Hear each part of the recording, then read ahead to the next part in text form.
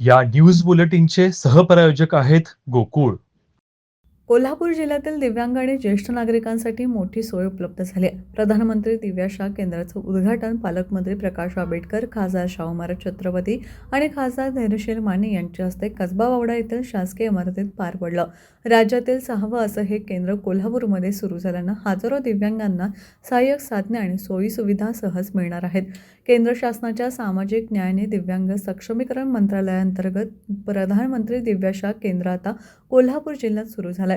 उद्घाटन प्रसंगी पालकमंत्री प्रकाश आंबेडकर यांनी प्रत्येक दिव्यांगांपर्यंत योजना पोहोचण्याचे निर्देश दिले.